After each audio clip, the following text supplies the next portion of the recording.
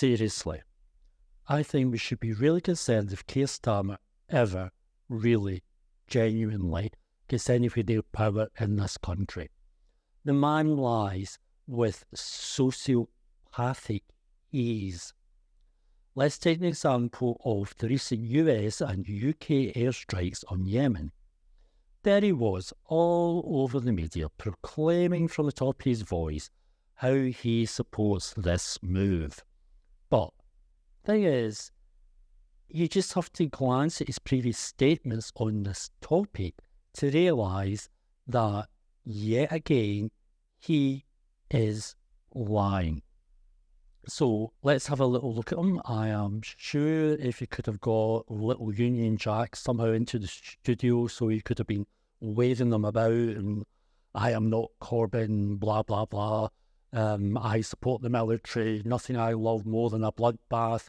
That would have been his approach.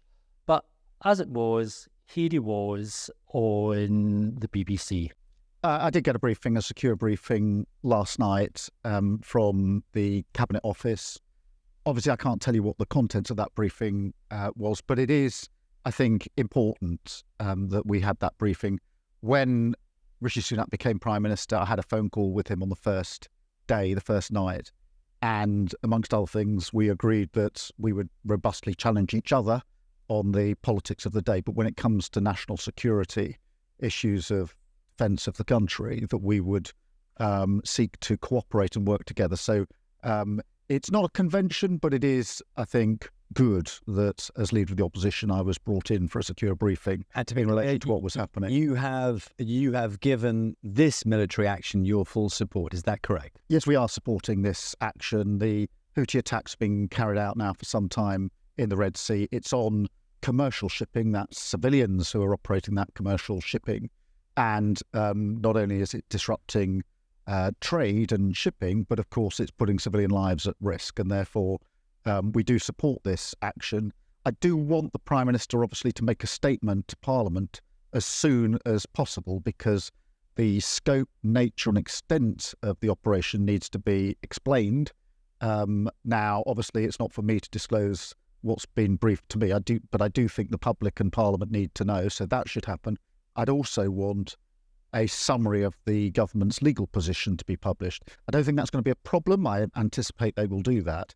But we do need that level of transparency and accountability so that your viewers and everybody else gets a better understanding of what's going on. But the basic case, which is these attacks can't go on, I think is one which most people pretty readily understand. Now, we just need to look at his previous statements. Even a cursory glance at his previous statements tells you this is in contradiction to everything virtually that he's ever said before that. We can start with the now notorious 10 pledges.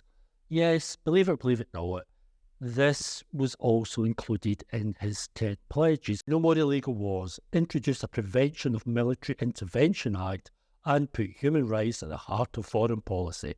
Review all UK arms sales and make us a force for international peace and justice. What a joke.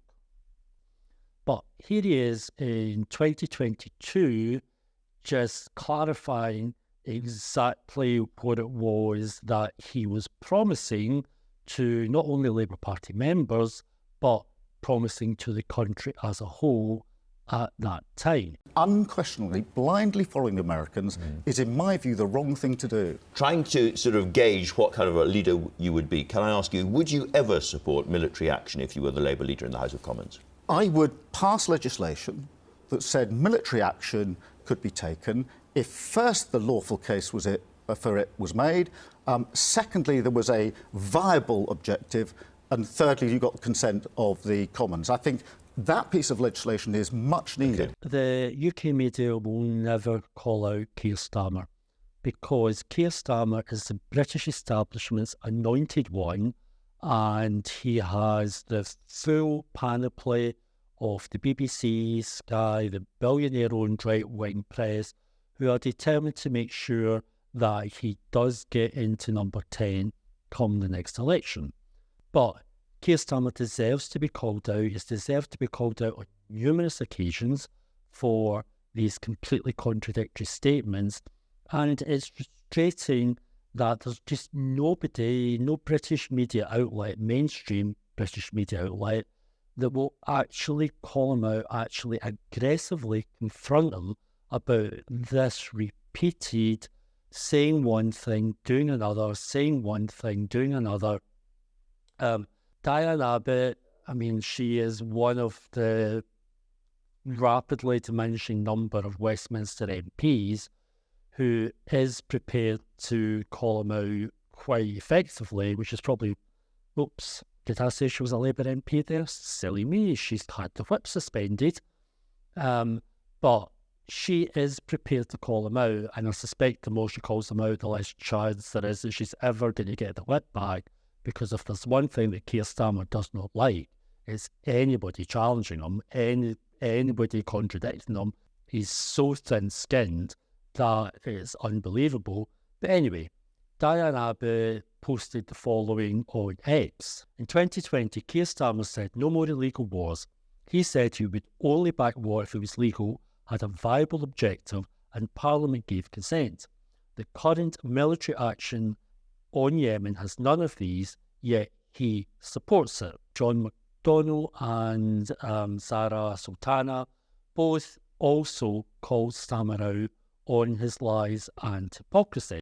John McDonnell said there should be no military action without parliamentary approval. If we have learned anything in recent years, it's that military intervention in the Middle East always has dangerous and often unforeseen consequences. There is a risk of setting the region alight. Zara Sultana said, Parliament must be recalled for a vote before British military action. Military interventions, as our leaders know all too well, can easily escalate with devastating potential consequences. Democratic accountability demands that MPs have a say. Now, it's well worth pointing out that both of these Labour MPs put out these statements despite clear instructions from Starmer's henchmen, otherwise known as the whips, that the party line was not to be challenged, not to be questioned, not to be discussed. The whip statement read, colleagues will have seen the breaking news about the situation in the Red Sea in Yemen.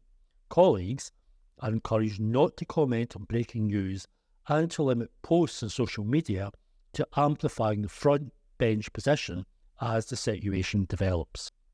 Owen Jones said, this has been sent to all Labour MPs from the Whip's office.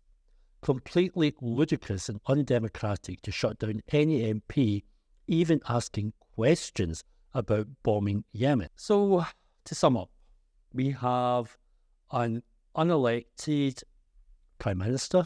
Nobody voted for him to be a Prime Minister.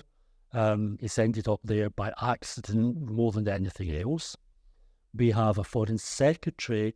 Nobody even voted for him to be an MP, never mind be part of the government. And we have a leader of the opposition who only got where he got based on a tissue of lies. But the thing is, all three of them have really exposed themselves. When it comes to a mass slaughter in Gaza, oh no, nothing could be done, hands off. But oh my God, commercial interests and shipping and profits, the minute they were called into question, there the three of them were. Get the bombs in, right, let's start the onslaught. I mean, after all, Iraq was such a success, and Libya was such a success. Yeah, let's just do all that again. The three of them have been exposed for the frauds that they are, the absolute frauds that they are. That is democracy in the UK 2024, an unelected Prime Minister, an unelected Foreign Secretary, and a barefaced liar for the leader of the opposition. Please like the video, subscribe to the channel. We need to support left-wing voices as much as possible across social media.